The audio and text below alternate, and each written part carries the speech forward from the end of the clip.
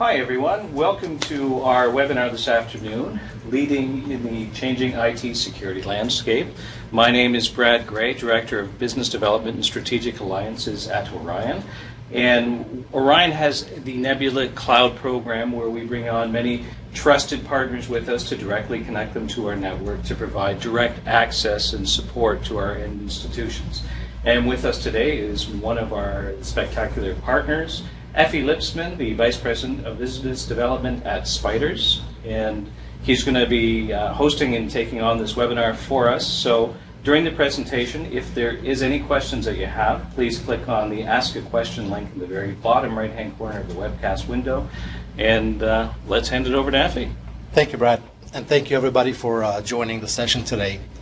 What we'd like to do is talk about the IT security landscape as we are getting closer to 2016. However, we also want to talk about where we've come from.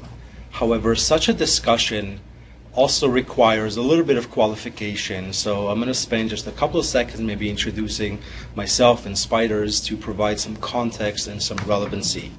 For those that are not familiar with us, Spyders has been around for about 10 years now, just over 10 years. We provide IT security consulting and product primarily to the public sector in Ontario and some in Canada as well. The mix of clientele that we have ranges in size and across all sectors, but we do have a predominantly significantly more number of clients in the education and the public sector and healthcare municipalities. Myself, I've been in IT security for about 10-12 years now. Previous to Spyders, I ran the IBM security data practice, and in that context, I was aware and involved in some of the major security initiatives around the country, and I've seen some of the transformation that has been happening in IT security.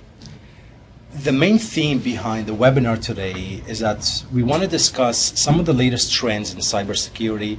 We want to highlight two specific types of threats that we are seeing that are becoming a lot more common in education and public sector in general. And we want to provide some advice on how to mitigate some of these risks. However, in order to do that, we need to understand where we come from, specifically from IT security. In the past 5 years, we've seen quite a bit of metamorphosis and transformation in IT security.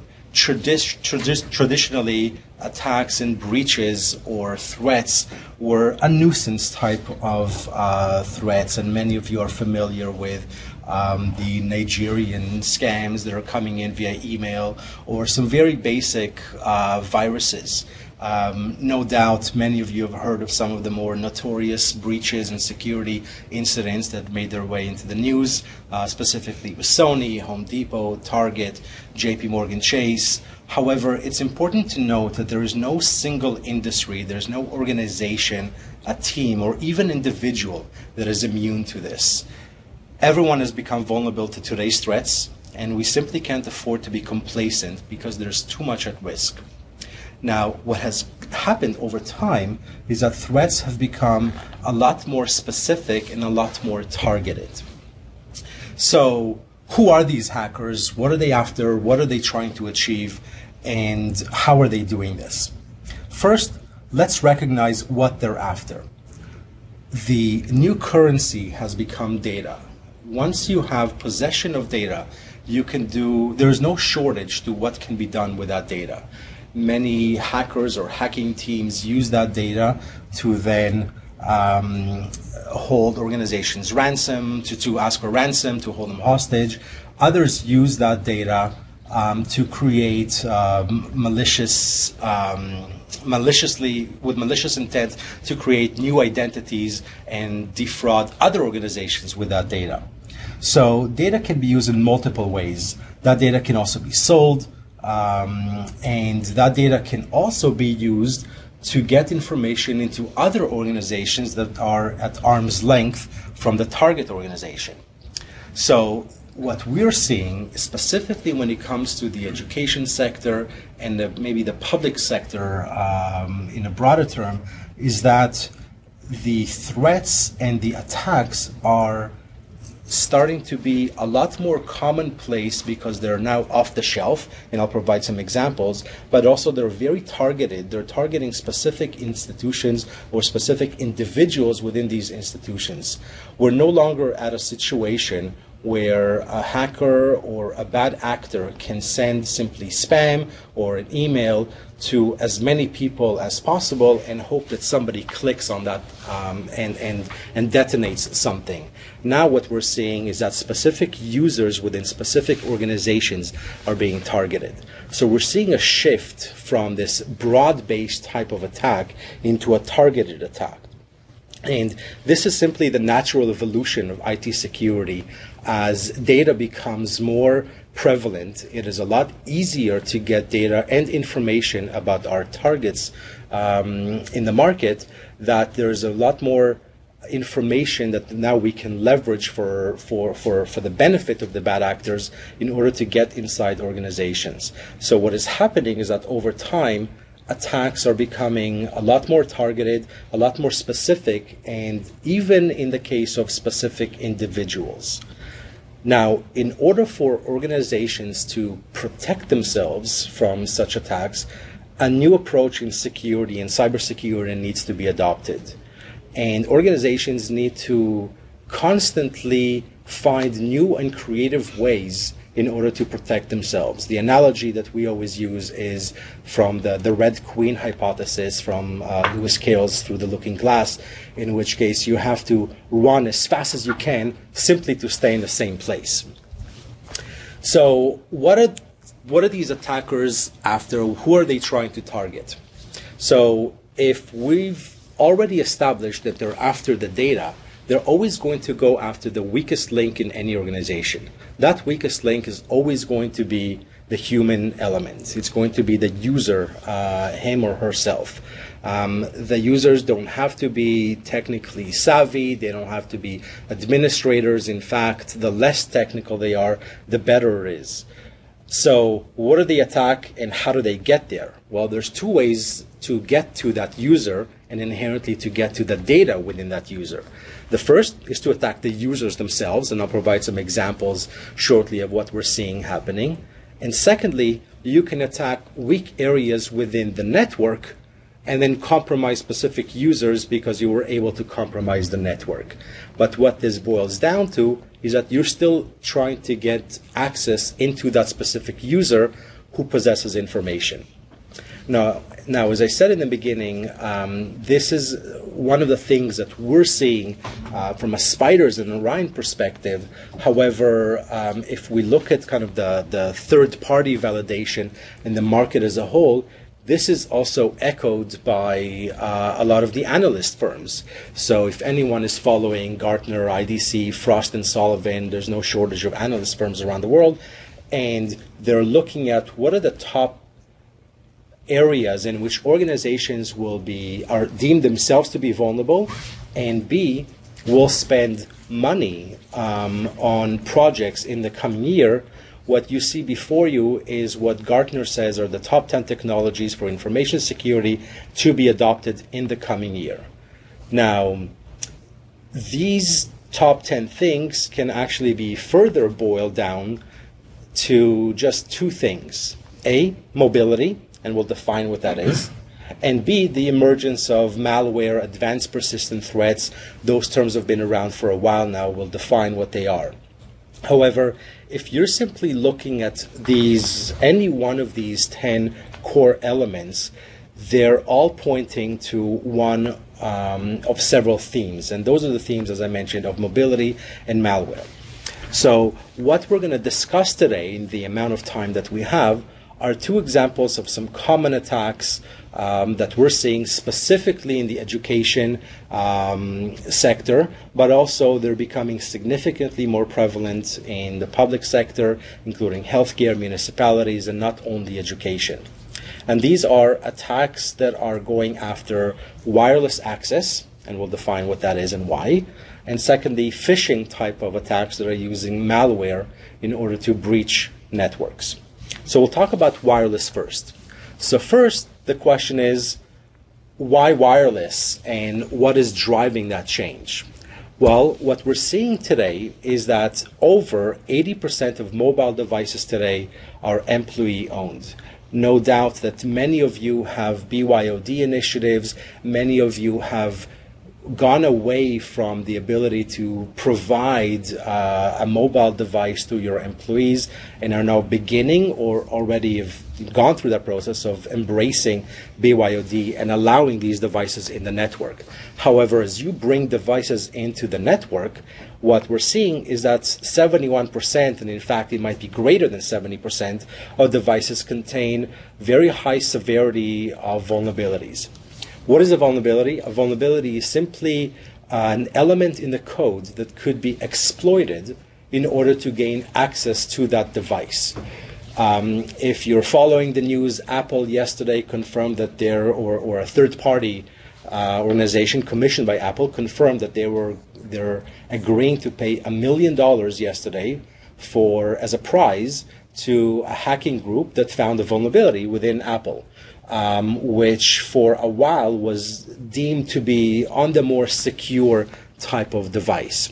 So there are no devices out there that are immune. However, when we talk about devices, it's also important to note that we don't just mean mobile devices, tablets, and smartphones. We're also discussing servers, we're discussing laptops, other networking gear. So any device that is introduced or part of a network can be deemed to be compromised if it has vulnerabilities. Now, of the organizations that have embraced BYOD, and this is a North American figure, almost 60% of those report back that their own employees found a way to disengage the security controls from the devices that their employees are using. So it really leaves the administrators blind to what is on the network and how do you secure that. As a result, over 50% of organizations are now experiencing data loss from unsecured mobile devices, specifically. We also challenge that, and we say that the figure should actually be significantly higher, but simply organizations don't know that they've been breached. So what I'd like to do is talk about one specific example of how a Wi-Fi, a wireless hack might happen, and this is significantly more commonplace than one might believe. So one of the most popular, and this is becoming even more prevalent now, type of threat is called the evil twinning or the honeypot. So in this scenario, you've got a malicious actor, a bad actor, we'll call them a hacker, who goes to a public spot. This could be an airport, this could be a cafeteria, this could be a lounge, the student center, the bookstore, any area in which there are many, many users. And that person can now, using a very non-sophisticated tool, and I'll provide you with an example of one, can now broadcast a wireless network. So if I'm at an organization ABC, I can now, and I'm the hacker, I can now use a tool to broadcast that I have a wireless network, call it ABC Open Wi-Fi, and invite users who are around me to join me, and then to simply give them access to the internet. But at the same time that this is happening, what I'm doing is that I'm capturing all of their information, their data, their keystrokes. Now, this is also something that is very easily demonstrated, and we actually do quite a bit of number of shows and trade shows where we do this type of a hack, if you will, live.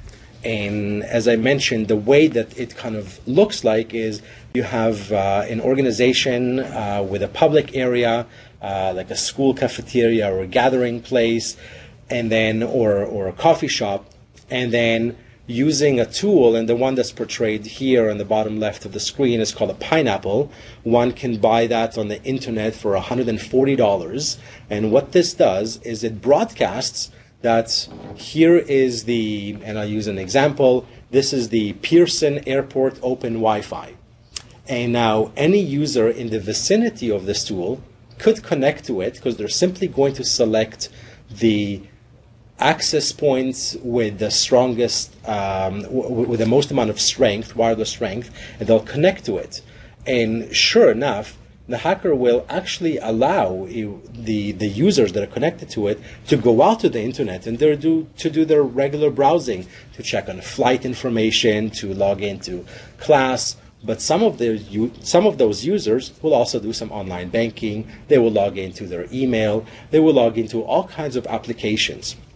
Historically, what we find is that when a user logs into one of these applications, they typically use the same password for, and I'll give another example, for their banking as they do for their email. So by simply capturing this data that is coming through me and to me, and remembering that it is very easy for a little bit of knowledge and for maybe under $150, I now have access to a relatively large number of users and all of their personal identifiable information, and I can use that for my own benefit. As we mentioned, that information could be used either to attack these users themselves, or alternatively, to use that information and to attack others. One case in point, and we've actually seen an example of this with an organization that came to us for help several months ago. One of their users, it was a school, their teacher was breached in a similar way, and then nothing malicious happened to that user, but the hacking team or person was able to use the login credential of that teacher to gain access to other type of application, to other types of data within the board and within other types of applications, call them sanctioned applications themselves. So this information does not necessarily need to be used against the individual, but it can be used against third party. Now, this is a testament to how weak the wireless systems and networks that we've set up are today, simply because organizations ignored security for a large amount of time. They simply were mandated with providing wireless access, but they neglected to secure that wireless access. So this is one example of a very common type of a threat or a hack that is happening. And as I mentioned at the onset, we are seeing this increasingly more and more in the education space and more in healthcare and municipalities. And this is a Canada statement that's specific to Canada. The next type of threat involves malware. So for those that are unfamiliar with the term, malware is simply malicious software. It's the next generation or the evolution of viruses. Specifically, what we're seeing is that malware is not only on the rise, but the rate of increase of malware is significantly increased over time. So the number of pieces of malware that are introduced to the market are increasing over time, and it's not a linear type of an increase. There's a 165% increase in malware from Q4 of last year into Q1 of this year. And the rate at which this is increasing is increasing as well. So it's not just a quantitative number that's increasing. One of the things to also remember is that there are certain tools, software, products, networking gear inside any organization, and I'm going to pick on Adobe Flash for a second, that lend themselves significantly more to having malware be exploited against them. Why is that? It's because it is a very commonplace piece of software.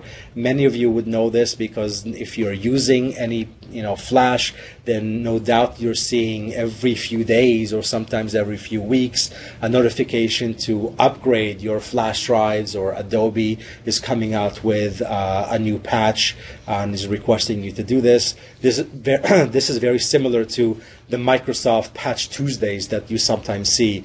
It simply means that they've uncovered new vulnerabilities and they're simply trying to patch these holes.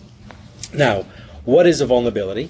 A vulnerability is part of the code that is not hardened. It's, if you think of it, it's a weak area in the code that somebody could use to exploit that code and gain access to the network.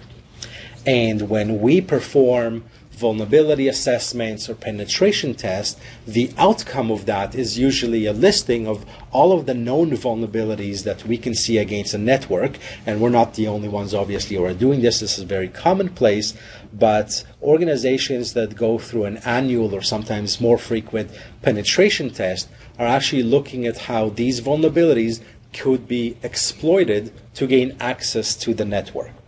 So what we're seeing is that there's a significant amount of malware, of call them modern day viruses, that are specifically targeting these vulnerabilities and are trying to gain access into the network. Now, if you're a hacker, the nice thing is that a lot of this could be automated. So what this means is that the traditional antivirus, the traditional security controls that an organization might have from the traditional AV vendors are no longer sufficient, because a lot of them work on the basis of a signature. A signature is like a thumbprint. So you're simply looking at a specific virus, you're looking at the code, and you're saying, have I seen this before? However, what we're seeing is that the malware that's out in the wild today is completely brand new. There are no known signatures against it, and it would be akin to a criminal that's causing a crime for the very first time, and the police and their investigation, when they're taking the prints and running it against their database, nothing shows up. So that's how that is the rise in malware. So the bad actors, the hackers, have started using this to their advantage. And it's being used so much now that this has now become a business. In fact, you could go to many websites. Notoriously, they're coming from Russia, but we've seen some in North America, in South America, in Asia as well. So no region of the world is immune to this. We happen to see significantly material change, and a lot of them are coming from Russia, for example, where you can go on the dark web, which is the underbelly of the internet, and you can purchase malware, you can purchase viruses, you can purchase hacking tools from the internet. And on the screen right now, you're seeing some examples of that if you wanted to purchase a malware that's going to help you perform a denial of service attack, a DDoS attack, you're going to pay $450. If you were to pay $499, you'd actually get support on that. We've actually seen examples where you would actually get a 1-800 number that you could call if the malware didn't work.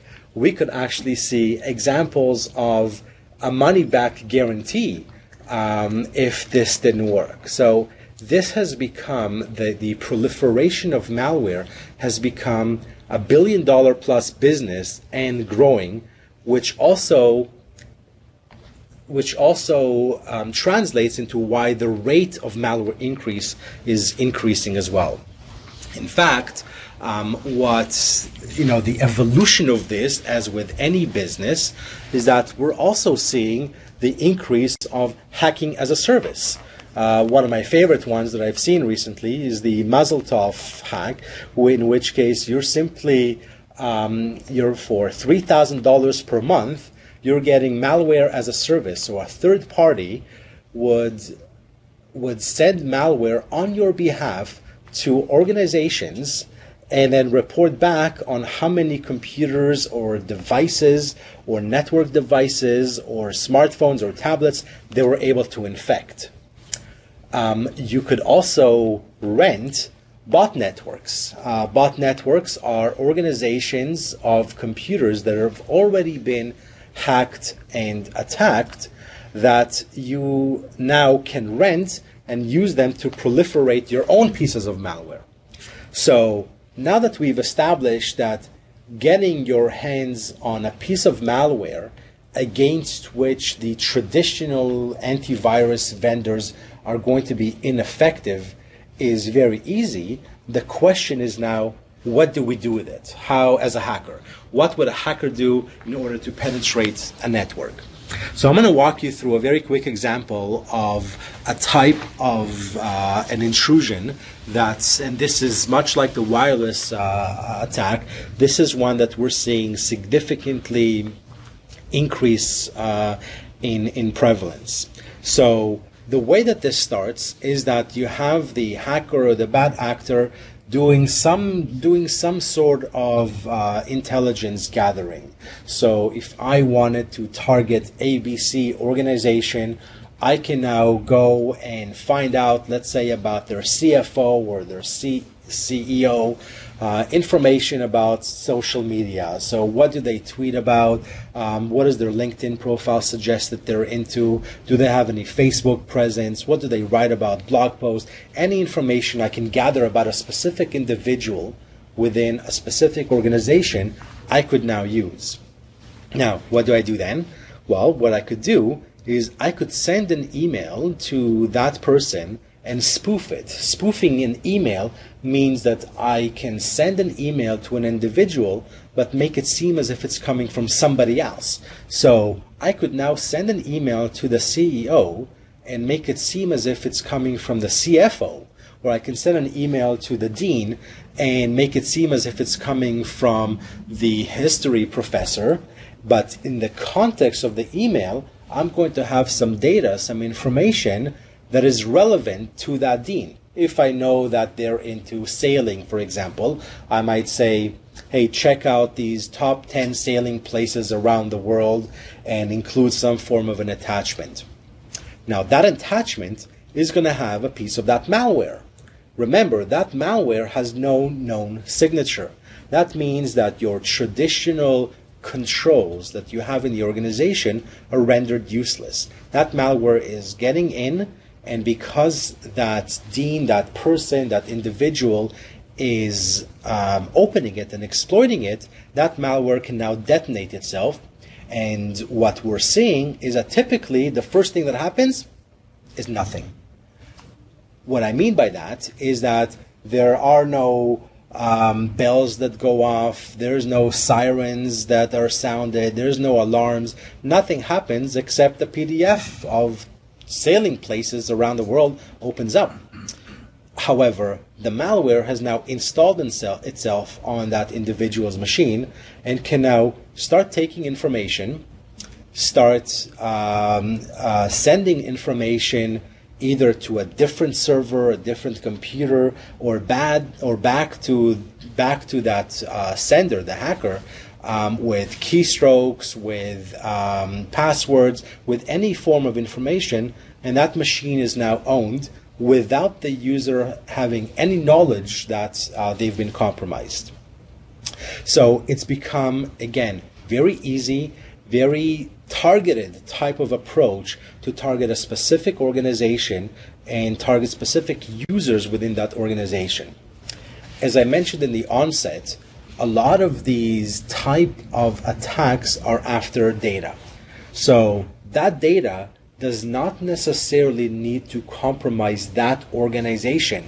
We've seen cases where a law firm might be targeted because people are simply trying to get information on what type of mergers and acquisitions their lawyers are working, so that the actors can now game the market and they know which stocks to buy or sell in an effort to gain monetary gain for themselves. So this has become a very targeted, very specific type of approach. So what do we do as organizations? There are no shortage of tools on the market that will help us mitigate these risks. The first thing that we need to do is to recognize that no matter what tools we have in place, the likelihood of our organization being compromised is very, very high. So an organization needs to look at three things: the tools that it has in place, the people that it has running it, both for themselves, but also from a service provider, but also what are the processes that they have in place. So the first thing as an organization that you want to do is you want to find out, do you have visibility into as broad an area of your network as possible?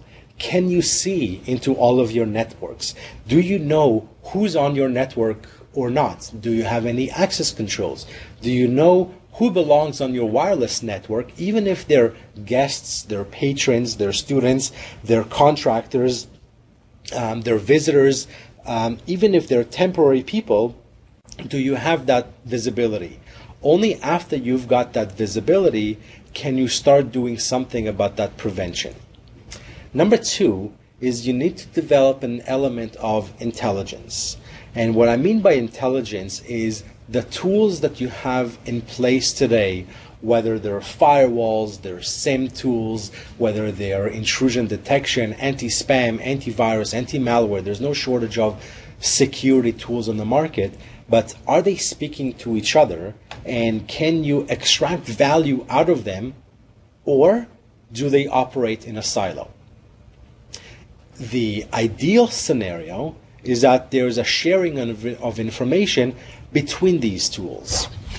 Next is that you must embrace openness. You must embrace openness within other similar type of organization, whether it's other education institutions, other hospitals, both in a geographic area, because many of you would share the same type of threats, the same type of controls, or on a global level, what are the prevailing threats that are happening? And then finally, it's the notion of integration through a platform. As I mentioned, there's no shortage of tools on the market. And what we've come to see in the last 2, 3, maybe 4 years is the emergence of platforms. So what are platforms? Platforms are tools that are extremely pervasive, on which you can actually build a security program on top of it. I'll give you an example of just two. No doubt many of you have heard of next generation firewall platform. So historically, there's been firewalls have been around now for a long time. There is no shortage of firewall vendors. And what we've been seeing is that in the last 4 or 5 years, there's been a shift in the emergence of what is called the next generation firewall. It's the idea of combining your firewall function together with your intrusion prevention tools and marrying your malware detection tools into that same platform. And on top of that, looking at the data that's moving to the cloud, examining that data, and doing all of this from the same box. So the benefit to an organization is the collapse of several tools in the market onto a single platform that is now can be modular and can be built upon. So the emergence of the next generation firewall, and this isn't necessarily new, has been going on for quite a while. However, what we're seeing now is that the rate of adoption of next generation firewalls is increasing significantly. The next type of platform is the mobile security, endpoint security, and secure connectivity in general. On the screen, you'll see no shortage of security vendors, and all of them serve different functions. However, they've been working in their own silos. And while I'm not going to get into the specific vendors themselves, there are tools that will help an organization do MDM, mobile device management. Some tools that will do certificate-based authentication. Other tools will do network access control to provide that visibility of who's on the network. Other tools integrate with malware. Other tools integrate with vulnerability scanning. And all of these have been operating on their own as a silo, as silos, and they required specific expertise. A very quick 30-second spiel on one of the tools that we're seeing recently is the collapse of all of these tools onto one single platform. We're seeing the emergence of a specific vendor there that allows to create a hybrid of all of these. And while we don't necessarily suggest that it serves as a replacement of these tools by themselves, but however, it does provide the foundation of a platform, and that foundation can now lend itself to protect the endpoints, the servers, the mobile devices, can secure the wireless access, can provide two-factor authentication into networks. What is two-factor authentication? It's the ability to securely authenticate or gain access to a network by having two things on a person. A might be their password, and B might be a specific token or a specific tool that they have. So what we're seeing is that there's an emergence of platforms that are being used in order to drive costs down, because they are doing away with many of the tools that are on the market, but B, they're simply becoming a little bit easier to manage because they become modular. How do they help in the case of a breach? Well, if we look at what a typical breach looks like, the first element, as I mentioned at the onset, is reconnaissance. The next step that happens once an individual or a hacker has some intelligence and has some data is the weaponization. This could be the creation of malware or the ability to exploit a vulnerability.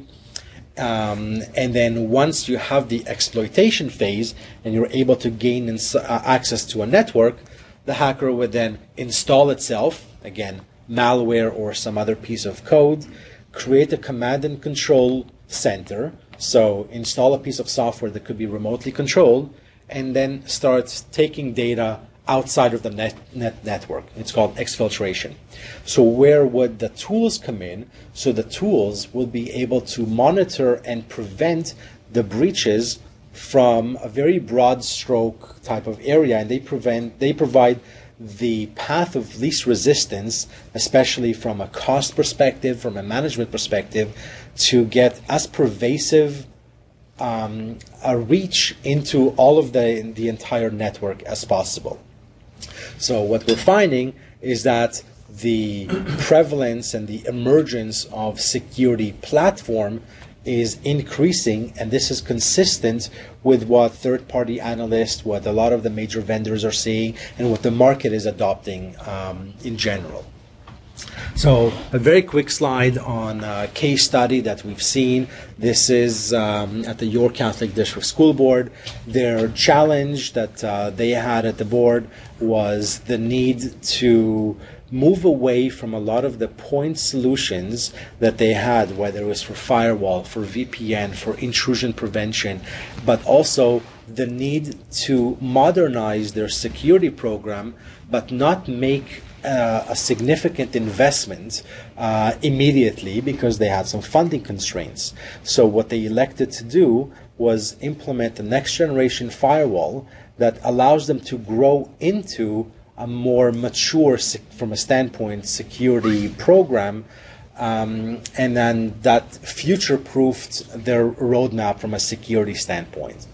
And then finally, what the board decided to do, and this was a competitive process, was to combine the specific tool that they elected with their processes and with their people, so that it doesn't become simply a tool that's thrown on the shelf or in the data center. It really became the pervasive centerpiece of their network, and allowed them to have a skeleton on which they can build for the future, and also for budget for that growth in the future. So hopefully what we've shown you today are some of the latest threats and some of the latest themes that we've been seeing in the area of IT security, and where this is kind of leading into the future. I do believe, as Brad mentioned, that we're taking some questions if there are any. So first, thank you for your time and attention, but secondly, would love to entertain any questions if there are any. So I do have a couple of questions here, and thank you very much for that, Effie. That was excellent. So the first question that's come in is, how many education institutions do you see that are implementing the security information event management tools in the tool sets? So the answer is not enough, and it is a lot more today than we have in the past. I would say that the rate of adoption in education for security platforms is probably, from what we're seeing, in a 20-25% range, maybe as high as 33% if we're talking about Ontario. In Canada, it's probably 20 to 25%. Now, all education institutions have some form of security tools. Some might be maybe better than others, and that's a subjective statement. But what we're seeing is that not enough have modular platforms that lend themselves into growth in the future that would allow themselves to very easily increase their security posture in the future. They would have to be forklifted out. Fantastic. So the next question is that you've been talking about a platform for endpoint management. What do you define as an endpoint? It's a good question. So traditionally, an endpoint has been any device that's used by a specific user.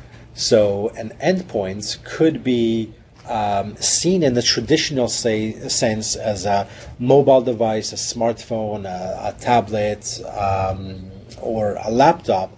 However, an endpoint could also be extended to a wireless access point, to a switch, to any piece of networking that is within an organization.